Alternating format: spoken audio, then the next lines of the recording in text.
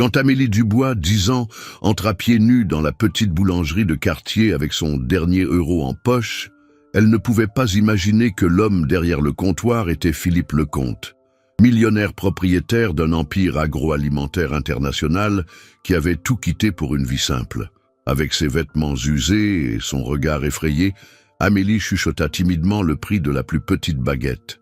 Mais quand Philippe leva les yeux et vit ses pieds blessés d'avoir marché pieds nus sur le pavé, les vêtements déchirés et les yeux pleins de larmes retenues, quelque chose se brisa en lui, car cette petite fille avait les mêmes yeux que sa fille Margot, morte 3 ans plus tôt, et ce qu'il découvrirait sur la véritable identité d'Amélie changerait tout à jamais. La boulangerie, l'Épidore, se trouvait dans une rue tranquille du quartier de Montmartre, avec ses vitrines qui brillaient sous la lumière dorée du couchant parisien. L'arôme du pain fraîchement cuit se répandait dans tout le quartier, attirant les clients de chaque coin de la ville. Mais pour Philippe Lecomte, 42 ans, ce n'était pas seulement un commerce. C'était son refuge du monde qu'il avait laissé derrière lui. 3 ans auparavant, Philippe était l'un des hommes les plus puissants de France. Son empire agroalimentaire, Lecomte International, valait plus de 2 milliards d'euros et approvisionnait les supermarchés dans toute l'Europe. Il avait tout, le luxe, le pouvoir, le respect. Mais il avait aussi une fille de 7 ans, Margot, qui était la lumière de ses yeux. Quand un accident de voiture l'emporta avec sa mère, le monde de Philippe s'effondra. Après les funérailles, Philippe prit une décision qui bouleversa le monde des affaires. Il vendit tout. Il liquida l'empire, donna une grande partie de sa fortune à des œuvres caritatives et disparut. Personne ne savait où avait fini le millionnaire Philippe Lecomte. En réalité, il avait déménagé à Montmartre avec une nouvelle identité, avait acheté une petite boulangerie et commencé une vie complètement différente. Maintenant, il se faisait appeler Pierre, le boulanger. Chaque matin à 5 heures, il se levait pour pétrir la pâte, trouvant dans la simplicité de ce geste une paix que les millions ne lui avaient jamais donnée. Ses clients le connaissaient comme un homme aimable mais réservé, qui faisait le meilleur pain du quartier et qui avait toujours un mot gentil pour tous. C'était un jour de novembre particulièrement froid quand Amélie entra dans son magasin. Philippe était en train de disposer les croissants dans la vitrine quand il entendit le son de la clochette.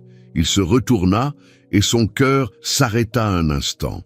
Devant le comptoir se tenait une fillette de 10 ans, avec de longs cheveux châtains sales et ébouriffés. Elle portait une robe d'été trop grande pour elle, probablement de seconde main, et une veste de laine qui avait connu des jours meilleurs. Mais ce qui frappa immédiatement Philippe, ce furent ses pieds. Elle était complètement pieds nus, et ses plantes étaient sales et blessées d'avoir marché sur les pavés. La petite fille tenait serré dans sa main 1 euro, le seul qu'elle possédait, et regardait avec des yeux grands ouverts l'abondance de pain et de pâtisseries exposées. Ses yeux étaient d'un bleu intense, identiques à ceux que Philippe se rappelait chaque nuit dans ses rêves, les yeux de Margot. Amélie s'approcha timidement du comptoir, levant le regard vers Philippe avec un mélange d'espoir et de peur. Elle avait l'estomac qui gargouillait depuis des heures, et cette boutique représentait la dernière possibilité de manger quelque chose ce jour-là. D'une voix petite et tremblante, elle demanda le prix de la plus petite baguette qu'il avait. Philippe s'agenouilla derrière le comptoir pour être à sa hauteur. De près, il pouvait mieux voir les signes de souffrance sur le visage de la fillette, les joues creusées par la faim, les yeux fatigués de quelqu'un qui a vu trop de choses pour son âge, les petites mains sales qui serraient désespérément cet unique euro. Le boulanger lui demanda doucement son nom, et Amélie répondit en baissant les yeux. Elle s'appelait Amélie Dubois et n'avait qu'1 euro, mais elle avait vraiment très faim. Philippe sentit son cœur se serrer. Cette petite fille n'avait pas seulement faim de nourriture, elle avait faim de gentillesse, de chaleur humaine, de quelqu'un qui se soucie d'elle. Et lui, qui avait perdu tout ce qu'il aimait, reconnut en elle une souffrance similaire à la sienne. En souriant, Philippe lui dit que cet euro valait exactement le prix de son pain spécial, mais qu'elle devait d'abord lui promettre de s'asseoir là et de lui tenir compagnie pendant qu'elle mangeait. Cela faisait longtemps qu'il n'avait pas eu une si jeune cliente, si bien élevée. Les yeux d'Amélie s'illuminèrent comme des étoiles. Depuis combien de temps personne ne lui avait parlé avec tant de gentillesse?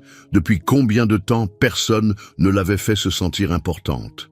Mais ce que Philippe ne savait pas, c'est que l'histoire d'Amélie cachait des secrets qui changeraient les deux vies pour toujours. Philippe prépara pour Amélie le panier le plus riche qu'il ait jamais fait. Pain chaud, croissants au chocolat, biscuits fraîchement cuits et une bouteille de lait frais. Il observa la fillette dévorer tout avec une faim qui brisait le cœur, remarquant comment elle essayait de manger lentement pour faire durer ce moment le plus longtemps possible. S'asseyant à côté d'elle, Philippe lui demanda doucement où étaient ses parents. Les yeux de la fillette se remplirent de larmes qu'elle essaya de cacher. Maman était morte quand elle avait 8 ans. Papa buvait toujours, et quand il buvait, il devenait méchant. Pendant qu'Amélie parlait, Philippe remarquait des détails qui l'inquiétaient de plus en plus. Les petites cicatrices sur les bras, la façon dont elle sursautait quand elle entendait des bruits forts, comme si elle essayait de se faire petite et invisible. Cette fillette avait subi des violences qu'aucun enfant ne devrait jamais connaître. Quand il lui demanda depuis combien de temps elle n'allait plus à l'école, Amélie répondit que cela faisait longtemps. Papa disait que l'école était une perte de temps, mais elle adorait lire les livres de la bibliothèque. Philippe prit une décision instinctive. Il ne pouvait pas rester indifférent face à tant de souffrance. Il lui proposa de rester ici ce jour-là. Elle pourrait l'aider dans la boulangerie et en échange, elle aurait tous les repas chauds qu'elle voudrait. Le visage d'Amélie s'illumina comme si elle avait vu un miracle. Philippe alla dans l'arrière-boutique et revint avec une paire de baskets neuves de la taille parfaite pour Amélie. C'étaient des chaussures qu'il avait achetées autrefois pour Margot, mais qu'il n'avait jamais eu le courage de jeter. Pendant qu'il les lui attachait, Amélie le regardait avec des yeux qui brillaient d'émotion. Personne ne lui avait jamais offert de chaussures neuves, chuchota-t-elle. Mais pendant qu'il ajustait les lacets, Philippe remarqua quelque chose qui le fit frémir. Au poignet gauche d'Amélie, il y avait un petit tatouage, presque invisible, mais reconnaissable pour qui savait quoi chercher. C'était le symbole d'une organisation criminelle qu'il connaissait bien de ses années dans le monde des affaires. Il leva les yeux vers Amélie, qui l'observait avec une innocence absolue. Cette fillette n'avait aucune idée de ce que signifiait cette marque. Mais Philippe, lui, le savait, et ce que cela signifiait était terrifiant. Amélie n'était pas seulement une fillette abandonnée dans la rue, c'était une fillette marquée, probablement destinée à un sort horrible que l'organisation criminelle avait planifié pour elle. Et si Philippe avait raison dans ses soupçons, le père d'Amélie n'était pas seulement un alcoolique violent, il était complice de quelque chose de beaucoup plus grand et dangereux. Quand il demanda délicatement au sujet de la marque au poignet, Amélie regarda le tatouage et son visage s'attrista. L'homme aux lunettes noires le lui avait fait quand elle avait 9 ans, raconta-t-elle. Il avait dit qu'elle appartenait maintenant à la famille, mais elle n'avait pas compris ce qu'il voulait dire. Philippe sentit le sang se glacer dans ses veines. La famille dont parlait Amélie était la même organisation qui, des années auparavant, avait tenté de le faire chanter pour obtenir des contrats illégaux avec son entreprise. Une organisation qui trafiquait des choses auxquelles il préférait ne pas penser, y compris des enfants. À ce moment-là, il comprit que sauver Amélie ne signifiait pas seulement lui donner un repas chaud et un endroit sûr où dormir. Cela signifiait la protéger de personnes très dangereuses qui, tôt ou tard, viendraient la chercher. Prenant doucement ses mains, Philippe promit à Amélie qu'elle était maintenant en sécurité avec lui et que personne ne lui ferait plus jamais de mal. Mais pendant qu'il prononçait ces mots, Philippe ne savait pas que ce même après-midi, dans une villa cachée en forêt de Fontainebleau, un homme aux lunettes noires organisait déjà la recherche de la fillette disparue. Pendant tout l'après-midi, Amélie aida Philippe dans la boulangerie avec un enthousiasme qui brisait le cœur. La fillette semblait renaître. Elle riait en apprenant à essuyer la farine des comptoirs, posait 1000 questions sur le processus de boulangerie et pour la première fois depuis longtemps, ses yeux brillaient de joie authentique. Philippe l'observait travailler et voyait en elle l'innocence que sa fille Margot n'avait pas eu le temps de perdre. Mais chaque fois qu'il remarquait le tatouage au poignet d'Amélie, une rage froide montait en lui. Il connaissait trop bien le monde d'où venait ce symbole. Vers 6 heures du soir, pendant que Philippe fermait la boulangerie et qu'Amélie l'aidait à ranger la dernière fournée de pain, une voiture noire s'arrêta devant la boutique.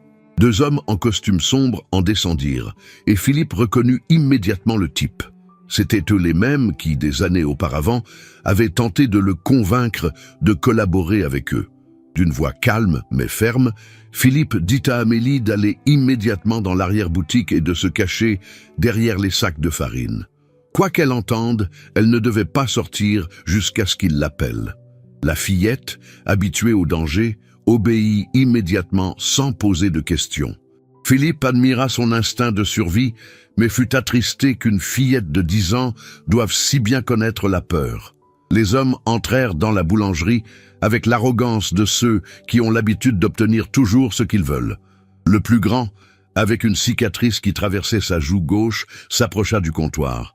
Ils dirent qu'il cherchait une fillette de 10 ans, cheveux châtains, probablement sans chaussures. L'homme à la cicatrice mentit effrontément, prétendant qu'il s'agissait de sa nièce qui s'était enfuie de chez elle ce matin-là. Philippe maintint une expression neutre, rassemblant toute l'expérience acquise durant des années de négociations difficiles dans le monde des affaires. Il répondit qu'il n'avait eu que des clients adultes et suggéra de chercher dans les parcs du quartier où les enfants avaient l'habitude de se cacher quand ils se disputaient avec leurs parents. L'autre homme, plus petit mais aux yeux encore plus froids, lui demanda son nom et Philippe répondit en utilisant la fausse identité qu'il avait soigneusement construite. Pierre Moreau, propriétaire de la boulangerie. Avant de partir, ils lui laissèrent une carte de visite. Ils dirent qu'il y avait une récompense substantielle pour quiconque les aiderait à retrouver la fillette. Après le départ des hommes, Philippe attendit 10 minutes avant d'appeler Amélie. La fillette sortit de sa cachette en tremblant, et Philippe comprit qu'elle avait reconnu ses voix. C'étaient les méchants hommes qui venaient toujours chercher les enfants, chuchota Amélie d'une toute petite voix. Philippe s'agenouilla devant elle et prit délicatement ses mains. Il lui dit que ces hommes ne lui feraient plus jamais de mal, mais pour cela, il avait besoin qu'elle lui fasse entièrement confiance. Amélie hocha la tête avec un sérieux qui dépassait ses 10 ans. Elle ne pouvait pas dormir ici ce soir, expliqua Philippe, car il pourrait revenir. Mais il connaissait un endroit sûr où personne ne la trouverait. Demain matin, ils reviendraient ensemble et ils commenceraient à construire une nouvelle vie pour elle. Ce soir-là, Philippe emmena Amélie dans un appartement sécurisé qu'il avait gardé secret, même pendant ses années de millionnaire. Pendant que la fillette dormait dans un lit propre pour la première fois depuis des mois, Philippe prit le téléphone et composa un numéro qu'il n'avait pas appelé depuis 3 ans. C'était le commissaire Dubois, et Philippe s'identifia sous son vrai nom. Tu aimes cette histoire, Makwa? Laisse un petit like et abonne-toi à la chaîne. Maintenant, reprenons la vidéo. Il avait besoin de son aide pour sauver une fillette. Il était temps d'utiliser le pouvoir qu'il avait abandonné pour protéger l'innocente que le destin avait mise sur son chemin. Le commissaire Alain Dubois arriva à l'appartement à 7 heures le lendemain matin. C'était un homme d'une 50aine d'années qui avait travaillé pendant des années sur les affaires les plus difficiles liées au crime organisé. Quand Philippe Lecomte avait disparu du monde des affaires, beaucoup avaient spéculé sur les raisons, mais Dubois était l'un des rares à connaître la vérité. Le millionnaire avait choisi de disparaître après avoir catégoriquement refusé de collaborer avec certaines organisations. Dubois pensait que Philippe était mort, mais il découvrait maintenant que pour le monde extérieur, il l'était effectivement. Et Philippe préférait que cela reste ainsi. Philippe lui raconta tout. La rencontre avec Amélie, le tatouage, les hommes qui étaient venus la chercher. Dubois écouta avec une attention croissante, prenant des notes et posant des questions précises. Le commissaire connaissait bien cette organisation. Il s'appelait la Famille du Soleil et trafiquait de tout, drogue, armes et enfants. Ce tatouage signifiait qu'ils considéraient Amélie comme leur propriété. Ils la préparaient, probablement pour la vendre au plus offrant. Philippe sentit une rage aveugle monter en lui. Il ne permettrait jamais qu'il remette la main sur elle. Le problème, expliqua Dubois, c'est qu'officiellement il ne pouvait pas faire grand-chose. Le père de la fillette était techniquement son tuteur légal, bien qu'il soit clairement complice de ce qui se passait. Il faudrait du temps pour construire un dossier solide. Et en attendant, cette fillette était en danger. À moins qu'elle ne disparaisse complètement. Nouvelle identité, nouvelle vie, loin de Paris. Philippe avait les ressources pour le faire. Dubois se leva, précisant qu'il n'avait rien entendu. Mais si une fillette en danger recevait l'aide d'un citoyen responsable qui décidait de la protéger, parfois la justice fonctionnait de manière non conventionnelle. Après le départ de Dubois, Philippe s'assit près du lit où Amélie dormait encore. La fillette semblait si petite et vulnérable, mais aussi forte. Elle avait survécu à des choses qui auraient détruit beaucoup d'adultes. Quand Amélie se réveilla, Philippe lui prépara un petit déjeuner digne d'une princesse. Croissants chauds, chocolat chaud, fruits frais et confiture maison. Pendant qu'elle mangeait, elle lui raconta son histoire par bribes. Sa mère était morte dans un accident qu'Amélie soupçonnait de ne pas avoir été accidentel. Depuis, elle avait vécu avec un père qui buvait de plus en plus et qui avait commencé à ramener des amis étranges à la maison. Un jour, quand Amélie avait 9 ans, un de ses amis lui avait fait le tatouage et lui avait expliqué qu'elle faisait maintenant partie d'une famille spéciale. Elle ne comprenait pas ce qu'il voulait dire, raconta Amélie, mais plus tard, elle avait entendu son papa parler au téléphone. Il disait qu'il recevrait bientôt beaucoup d'argent pour elle. Philippe sentit son cœur se briser. Cette fillette avait été vendue par son propre père avant même de comprendre ce qui se passait. Prenant ses mains, Philippe lui demanda comment elle se sentirait s'il pouvait partir loin d'ici, dans un endroit où personne ne lui ferait plus jamais de mal. Les yeux d'Amélie s'illuminèrent d'espoir. Quand elle demanda pour son papa, Philippe expliqua doucement qu'il avait pris de mauvaises décisions. Elle méritait de grandir dans un endroit sûr, avec quelqu'un qui l'aimerait vraiment. Amélie y réfléchit un moment, puis hocha la tête avec détermination. Elle voulait partir avec lui. Il était la première personne gentille qu'elle connaissait depuis la mort de sa maman. Philippe la serra fort dans ses bras, sentant qu'il faisait ce qu'il fallait.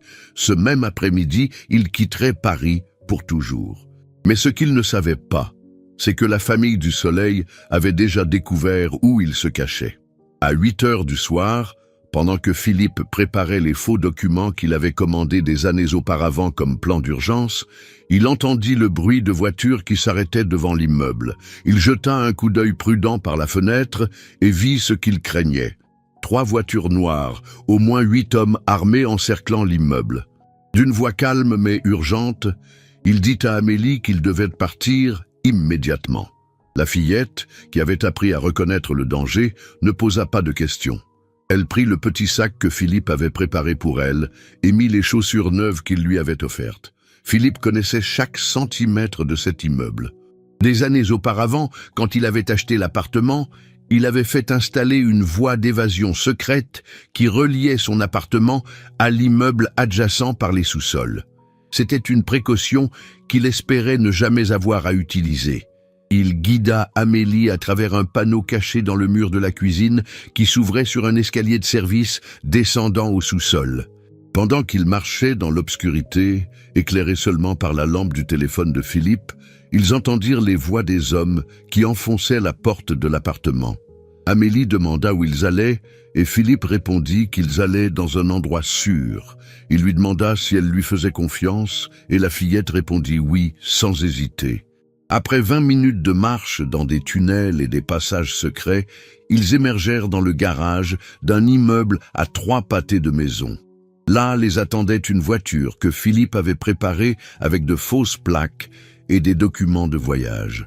Pendant qu'ils prenaient la route, Philippe expliqua à Amélie qu'à partir de maintenant, son nom serait Margot Moreau et lui serait son père Pierre. Amélie demanda pourquoi Margot et Philippe sentit un nœud dans la gorge. C'était le nom d'une fillette très spéciale qu'il avait connue, une fillette courageuse comme elle. Ils roulèrent toute la nuit, se dirigeant vers une petite ville dans les Alpes où Philippe avait préparé une nouvelle vie. Il avait acheté une maison, monté une boulangerie et créé une identité complètement nouvelle pour eux deux. Pendant qu'Amélie dormait sur le siège passager, Philippe repassa tout ce qu'il laissait derrière lui. Sa vie d'avant, ses souvenirs, la tombe de sa fille. Mais en regardant cette fillette qui dormait sereinement pour la première fois depuis des années, il savait qu'il avait pris la bonne décision. À l'aube, ils arrivèrent à Annecy, une petite ville de montagne où personne ne les chercherait jamais. La maison que Philippe avait achetée était petite, mais accueillante, avec un jardin où Amélie pouvait jouer et une vue sur les montagnes à couper le souffle. Amélie demanda avec des yeux grands ouverts d'étonnement si c'était là qu'ils allaient vivre. Philippe sourit en lui disant que c'était chez elle et lui proposa d'aller voir sa chambre. Amélie explosa de joie quand elle vit la chambre que Philippe avait préparée pour elle. Murs peints en rose, un lit avec des draps à fleurs, un bureau pour faire ses devoirs et surtout une étagère pleine de livres pour enfants. Personne ne lui avait jamais préparé une chambre rien que pour elle, dit Amélie avec des larmes aux yeux. Maintenant, si, répondit Philippe, et demain il l'inscrirait à l'école. Ce soir-là, pendant qu'Amélie dormait dans son nouveau lit, Philippe s'assit dans le jardin pour regarder les étoiles.